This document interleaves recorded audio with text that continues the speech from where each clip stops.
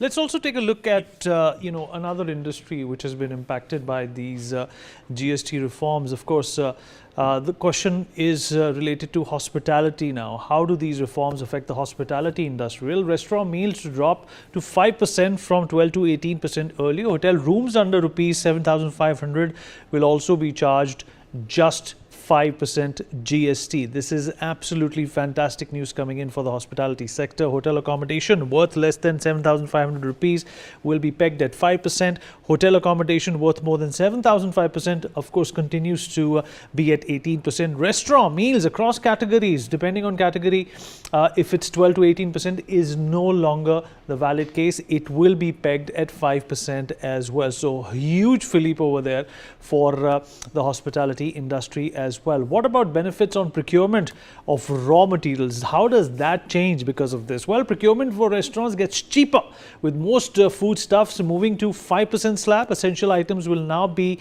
GST exempt. Essential food items like UHT milk and paneer was at 5%, no GST now on them.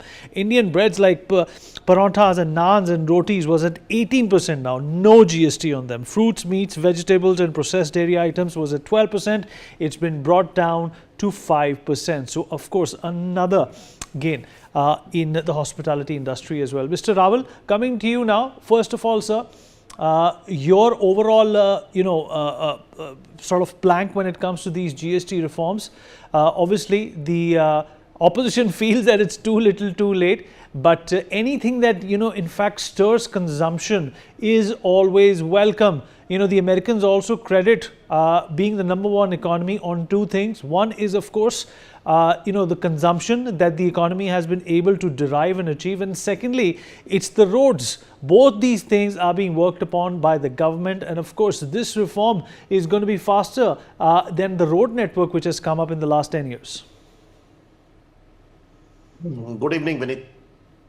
The main thing is, you have said this is GST 2.0. The government is already, it seems to be on a blueprint. Earlier, raising the income tax limit to 12 lakhs rupees, all exempted. 85% of the taxpayers, individual taxpayers, goes out of the stream of taxation. Now they are coming out with the similar type of things in the GST by reducing the tax rates by substantially on FMCG markets, FMCG goods. You have quoted that hotel industry, hospitality industry is going to get a big boost. Yes, you are right that this food items and all are going to be exempted.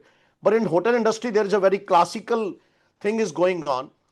If I'm taking a room for 7,000 rupees with an additional bed of 1,000 rupees, my price goes beyond 7,500 rupees.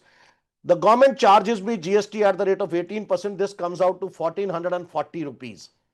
The hotel owner gets only 1,000 rupees. The government gets 1,440, more than that. So these kinds of ambiguities are still there. Moreover, earlier they were getting an input credit by hotel industry on all the rentals as well as the services on the goods produced. Now they are not getting any input. So if there is a 5% GST output is charged without any input, the cost has to be borne by the hotel industry itself. Once it is borne by them, their cost goes up. We don't expect much impact of reduction of hotel rooms cost by that. So this is on that part. Yes, you are right that overall, I think government is on the right path.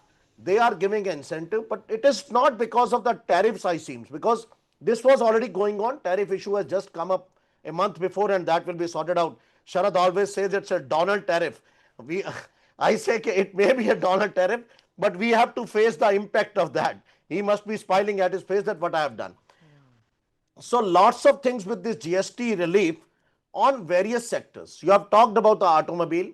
Yes. On EV, I think lot of things we have to do. If we really want to fight with the environment, we have to, right now we are facing Punjab floods. We are facing so many natural disasters.